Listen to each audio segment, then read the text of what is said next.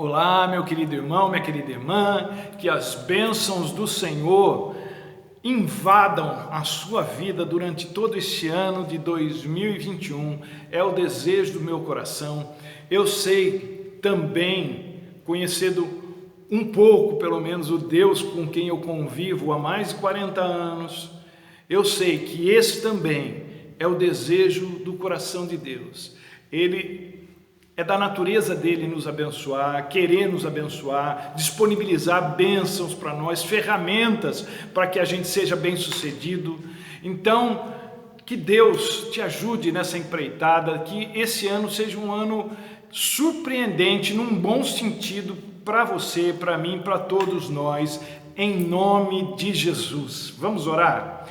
Obrigado, Senhor, pelo dia que o Senhor nos deu.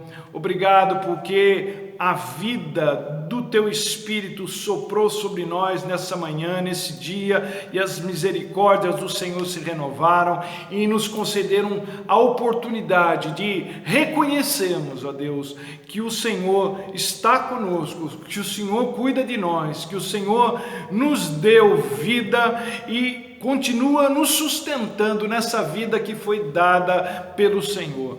Obrigado, ó Deus, por tudo, por aquela pessoa, por essa família que está nos assistindo nesse momento. Que o Senhor toque nessa vida, nesse coração, nesse espírito, nessa família, ó Deus, e abençoe grandemente, que a palavra que o Senhor tem para nós hoje seja uma palavra que traga, Senhor, para eles, para todos nós, assim como já trouxe para mim, ó Deus, um desejo de intensificar a nossa relação para que a vida seja aquilo que o Senhor planejou para nós que fosse. Que seja assim na vida de todos nós, em nome de Jesus. Repreende, Senhor, todo o mal. Ó Pai, livra-nos do mal, como orou ou nos ensinou a orar o Senhor Jesus. Assim nós oramos em nome dele. Amém e amém. O texto que Deus nos deu para a meditação de hoje é um texto clássico, se encontra no livro do profeta Ezequiel, no capítulo 37, e fala do conhecidíssimo vale de ossos secos. E eu quero meditar com vocês hoje sobre essa palavra. Vamos ler Ezequiel 37, do versículo 1 em diante. Diz assim Ezequiel: a mão do Senhor estava sobre mim, e por seu espírito ele me levou a um vale cheio de ossos. Ele me levou de um lado para o outro e pude ver que era enorme o número de ossos no vale e que esses ossos estavam sequíssimos.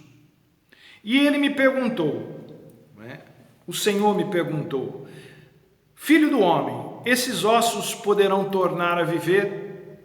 E eu respondi: ó soberano Senhor, só tu o sabes. Então ele me disse: profetize a esses ossos e diga-lhes: ossos secos, ouçam a palavra do Senhor. Assim diz o soberano, o Senhor, a estes ossos: farei um espírito entrar em vocês, e vocês terão vida. Porei tendões em vocês e farei aparecer carne sobre vocês e os cobrirei com pele. Porei um espírito em vocês e vocês terão vida. Então vocês saberão que eu sou o Senhor. E eu profetizei, eu, Ezequiel, profetizei conforme a ordem recebida. Enquanto profetizava, houve um barulho, um som de chocalho, e os ossos se juntaram, osso com osso. Olhei, e os ossos foram cobertos de tendões, de carne e depois de pele, mas não havia espírito neles. A seguir ele me disse: profetize ao espírito, profetize, filho do homem, e diga-lhe: assim diz o soberano, o Senhor: venha desde os quatro ventos, ó Espírito, e sopre dentro desses mortos para que vivam. Profetizei conforme a ordem recebida, e o Espírito entrou neles. Eles receberam vida e se puseram em pé, e era um exército enorme.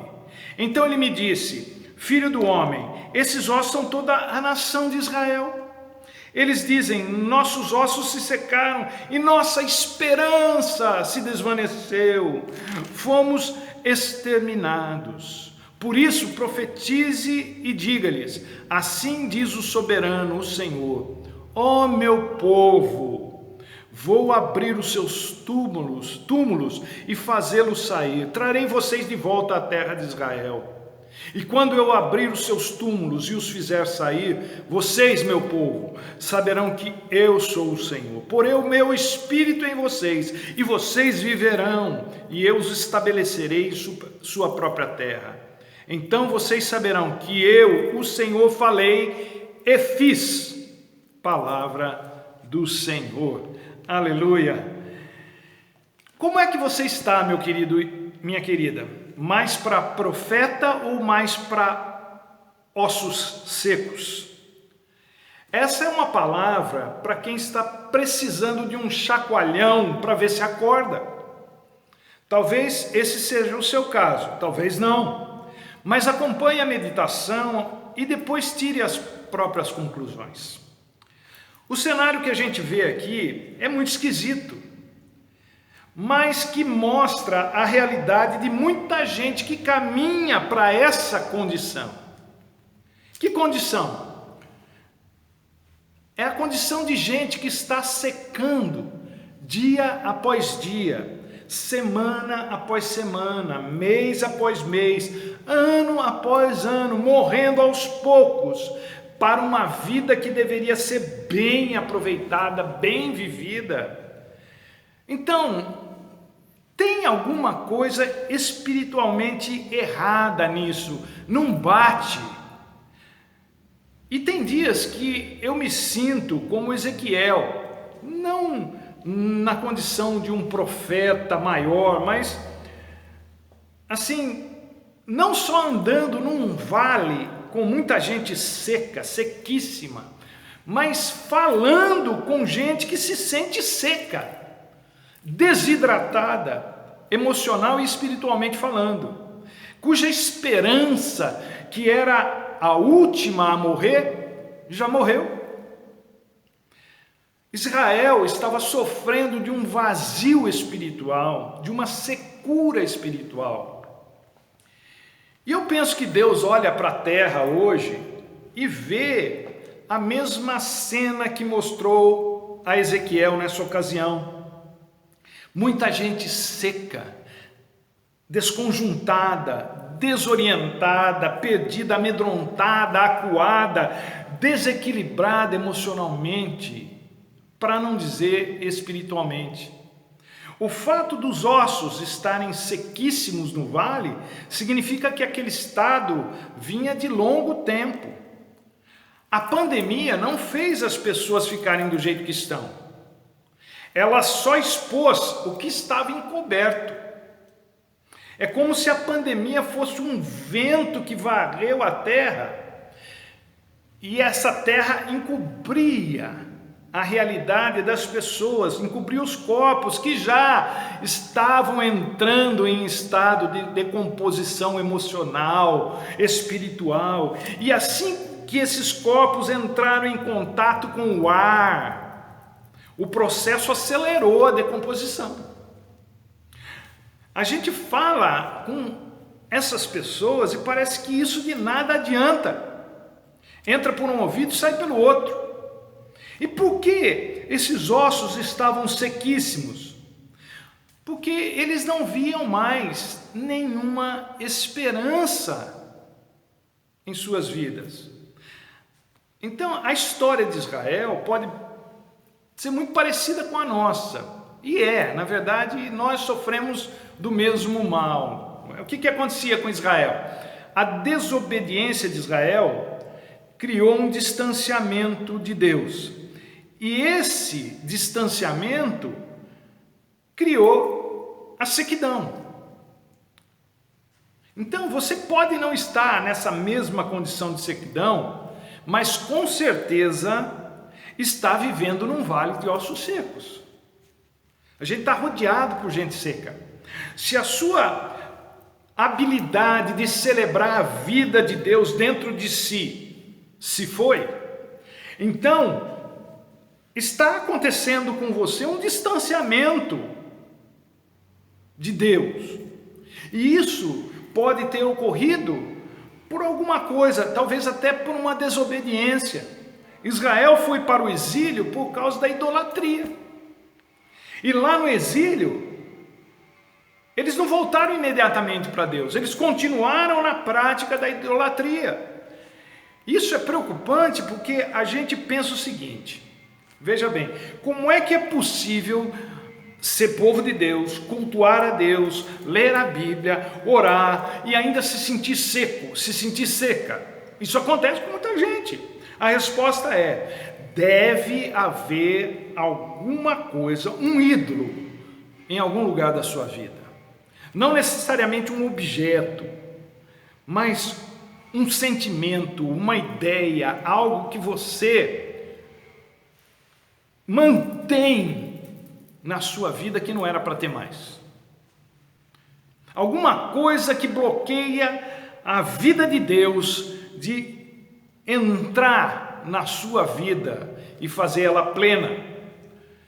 E Israel, e a forma como a coisa é colocada para Israel nessa ocasião é que o seguinte: não adianta correr atrás disso e daquilo em busca de alívio em lugar algum, porque o que acontecia? Onde eles iam, a sequidão os acompanhava por causa dos ídolos que também iam com eles por onde quer que eles fossem. O que eles precisavam? Quem está nessa condição precisa de uma renovação de aliança. No capítulo 36 de Ezequiel, Deus diz a Israel que lhe daria um novo coração, um novo espírito, que ele trocaria o coração de pedra por um coração de carne e colocaria o seu espírito neles. Aí Deus diz para Ezequiel profetiza sobre esses ossos secos. Mas profetizar o quê? A palavra de Deus. E quando Ezequiel fez isso, o caos começou a se organizar, a vida começou a voltar. A palavra de Deus é esse catalisador que faz a vida chegar onde antes só havia morte. Quando a morte ouve a palavra de Deus, ela expele o que estava morto de volta à vida. Foi assim quando Jesus chamou Lázaro para vir para fora da sepultura depois de estar morto há 4 dias. É o poder da ressurreição de Jesus se manifestando sobre a morte. Não se pode ter vida sem o poder da ressurreição de Jesus. Mas tem algo mais que a gente precisa observar e que está no texto. A palavra de Deus não é algo que nos foi dado para a gente ficar melhor, para a gente se sentir melhor, porque esse tipo de coisa passa tão rápido quanto veio. Tem gente que ouve uma pregação e se levanta, fica toda cheia, mas dali um dia já está mal de novo. Então ainda falta alguma coisa. A palavra de Deus nos foi dada porque ela é vida, é alimento, é vigor físico, emocional, psicológico, espiritual.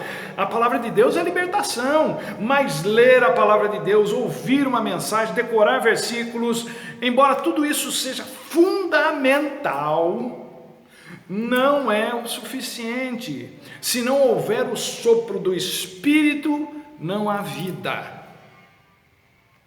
Sem o sopro do Espírito Santo, o corpo continua sem vida.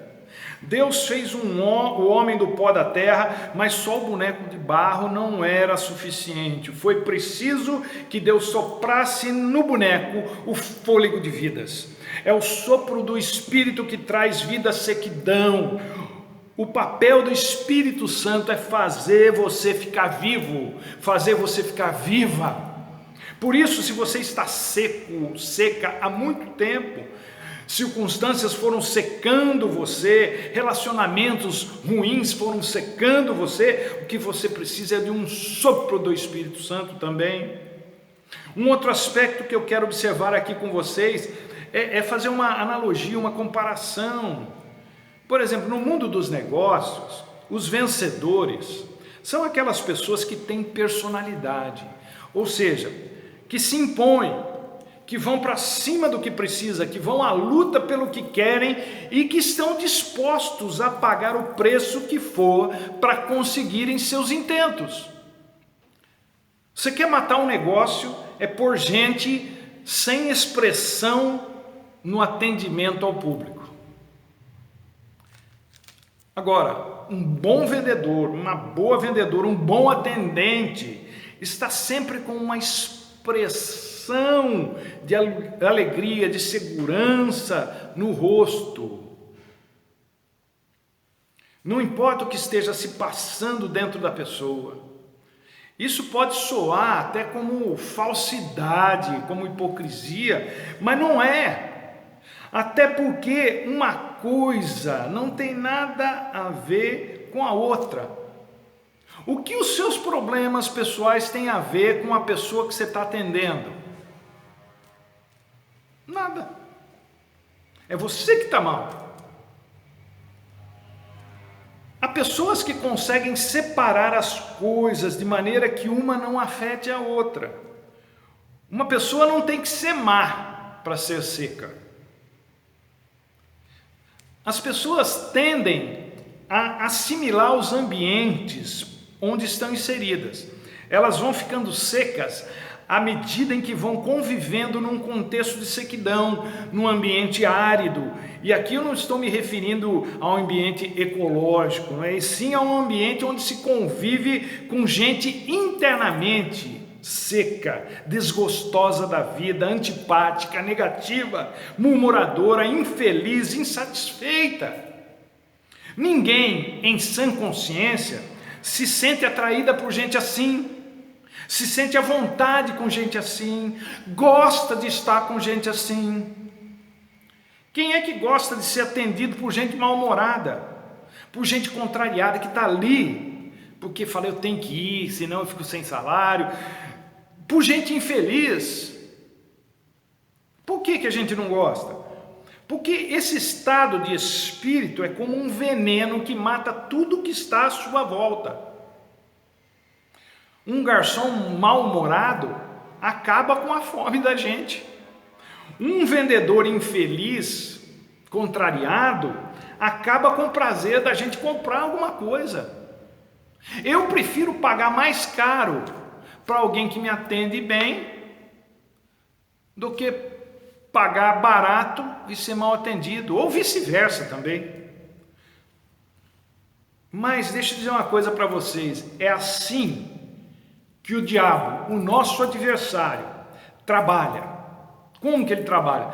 Transformando a pessoa, ou fazendo de tudo para transformar a pessoa num deserto, pegando tudo aquilo que deveria ser bonito, agradável, saudável, e transformando tudo isso em aridez, em sequidão, em algo doentio, desagradável, incômodo.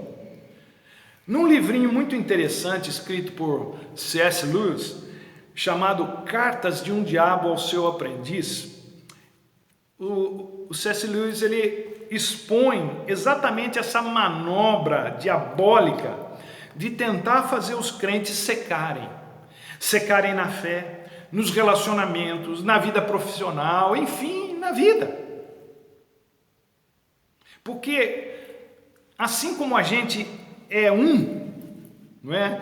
Não dá para separar, a gente não consegue separar físico do emocional, do espiritual, a gente é uma coisa só, apesar das diferentes filosofias a respeito da construção humana, assim, mas a gente não consegue separar. Então, fica difícil a gente fazer, por exemplo, ficar bem quando o nosso corpo está mal. É difícil o corpo ficar bem quando, assim, emocionalmente a gente está mal. E espiritualmente, então, aí afeta tudo mesmo. Uma pessoa seca deixa um ambiente seco. Um chefe de família seco deixa a família seca. Um chefe seco deixa o departamento inteiro seco. Uma pessoa seca é aquela cujo sentido de prazer na vida e pela vida se exauriu. Ela não tem mais prazer, a vida não tem mais graça para ela. Aliás, nada mais tem graça. E sabem do que mais? Os únicos seres que gostam de andar com gente assim são os demônios. Eles é que gostam de gente morta, de sepulcro, de gente que não tem prazer pela vida que Deus quer dar para aqueles que o amam. E não adianta querer culpar o diabo ou as outras pessoas por você estar do jeito que está, se você está mal. Se for por questões emocionais, espirituais, você que fez isso consigo mesmo, consigo mesma. Você que se permitiu chegar a esse ponto e agora as pessoas querem distância, elas se afastam, pessoas se afastam, mas presta atenção nisso, demônios se aproximam. Não necessariamente para possessão, não é disso que eu estou falando, mas para intensificar a opressão na sua vida, para intensificar ainda mais o descontentamento, a agressividade, a ingratidão, a infelicidade, para intensificar ainda mais o seu negativismo, que já é muito. Tudo isso porque a pessoa foi se deixando secar ao longo do tempo. Vejam que o texto de Ezequiel diz que os ossos estavam sequíssimos, isto é, como eu já disse antes, houve todo um processo de decomposição e de secagem até chegarem nesse estágio. Não foi do dia para a noite, foi algo que demandou um certo tempo, um bom tempo, começou devagarzinho, foi indo, até que Deus precisou intervir para a vida voltar. Sabe por que gente assim sofre tanto? Porque deixa a vida chegar num ponto que só milagre resolve. Mas quem falou que tem que ser assim? Quem falou que a vida tem que chegar ao fundo do poço para a pessoa ser salva? A gente não precisa deixar isso acontecer. O salmista diz: um abismo chama outro abismo. Nós temos que parar essa inserção do mal em nossas vidas. Nós é que temos que dar um basta nessa invasão demoníaca em nossas vidas. Nós precisamos recobrar a lucidez espiritual e começar a pôr o diabo para correr das nossas vidas, como Jesus fez com ele ao ser tentado no deserto. Quanto mais longe ele estiver, menor será o impacto do mal direto nas nossas vidas. Você não precisa, você que é cristão, que tem Jesus na sua vida, mas está seco, você não precisa de algo externo para te satisfazer, porque nada disso vai te satisfazer. O que vai te satisfazer é algo que Deus vai fazer brotar dentro de você, no seu espírito, na sua alma, no seu coração. É por isso que tem gente que é feliz com pouco e gente que é infeliz com muito. Porque a felicidade não depende de fatores externos, e sim da alegria do Senhor, que é a força que move o nosso espírito. Sua casa não tem que ser um vale de ossos secos. O seu ambiente familiar não tem que ser um vale de ossos secos. O seu ambiente de trabalho não tem que ser um vale de ossos secos. Nem se for um necrotério ou um cemitério, porque até lá o Senhor Jesus pode trazer vida. Uma das coisas que eu tenho aprendido de uns anos para cá é que se a gente não se manifestar, o mal toma conta. Se a gente não tiver uma atitude, o mal, ele toma conta. Anos atrás, quando alguém dizia algo que ia contra as minhas convicções, quaisquer que fossem elas, ou de natureza espiritual, ou moral, ou ética, ou de qualquer coisa da vida, eu costumava ficar quieto. Eu abaixava a cabeça, ouvia, ficava quieto. E o mal crescia. Um dia eu decidi fazer um teste. Uma pessoa soltou uma pérola e eu dei na lata. Pá! Era uma questão política. A pessoa se calou na hora. Aí eu pensei, então é assim que as coisas funcionam? Daí para frente, eu não fiquei mais calado diante da atuação do mal. É claro, é lógico que nem sempre vale a pena entrar em discussão. Não é isso que eu estou dizendo. Mas quando a gente percebe que o mal está nos testando, a gente precisa se posicionar e dizer em alto e bom som o que o Espírito de Deus quer que a gente diga. O mal só pode ser parado pela palavra de Deus. É por isso que Deus diz a Ezequiel para profetizar aos ossos, para profetizar ao Espírito. A palavra de Deus para o avanço do mal, ela segura o avanço do mal, e o sopro do Espírito restitui a vida. Certo dia, Jesus estava no meio de uma festa, e lá no meio da festa ele gritou: se alguém tem sede, isso é, se alguém está sentindo o seu espírito, o seu emocional desidratado, secos, venha a mim e beba. João 7,37. Aí eu penso, como é que alguém religioso pode estar desidratado, triste e mal numa festa religiosa como a que eles faziam? Festança. Jesus sabia que estava, apesar de num ambiente de festa, Jesus sabia que estava no meio de um vale de ossos secos. Ninguém pode viver sem a água da vida que Jesus oferece. Eu não posso viver sem a água que Jesus fornece, senão eu vou minguar, eu vou ficar sequíssimo. Não se trata de qualquer água. O pH da água que Jesus fornece é fora das especificações humanas. Ela não faz bem apenas para o corpo, ela faz bem para a mente, ela faz bem para a alma, para o espírito. Não é somente aquela frase latina, né? Mens sana in corpore sano. É muito mais do que isso. É corpo são com a mente e o espírito também sãos. É isso que Deus quer fazer na sua vida. Ele quer fazer você reviver. O Deus da Bíblia, o Deus que a gente crê, que eu creio e que eu espero que seja o que você também crê, é o Deus dos vivos e não de gente morta, passiva, acabada, sem iniciativa, sem esperança, sem brilho. Gente viva brilha, gente viva vive.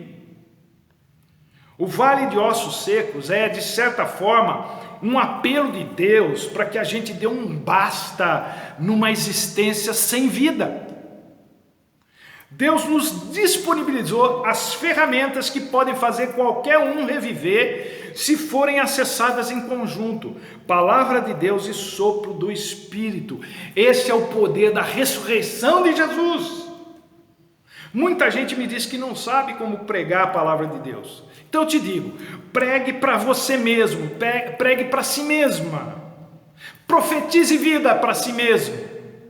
Muita gente diz que tem vergonha de orar em público, então ore por si mesmo, por si mesma, profetize ao seu espírito.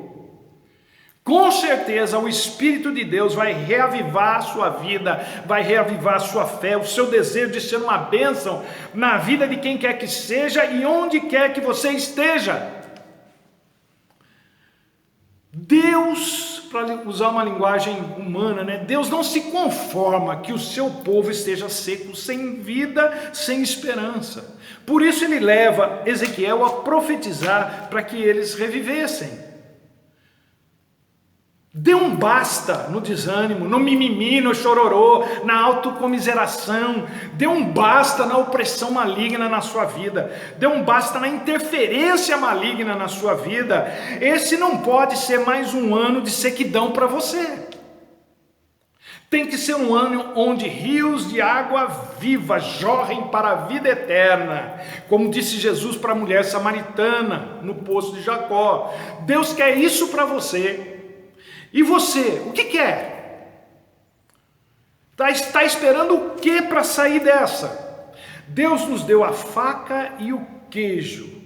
Você só precisa pegar a faca e cortar o queijo. Isso Deus não vai fazer por você. Então que Deus nos ajude, que Deus te ajude, que Deus me ajude, que Deus nos abençoe e nos dê forças para dizer não ao espírito de sequidão, ao espírito de morte, à apatia espiritual, à angústia emocional que nos rodeia e que tanto nos influencia, que nos leva para baixo. Que Deus sopre sobre você o seu espírito. Que Deus te abençoe, meu querido e minha querida, e até a próxima, se Ele assim nos permitir.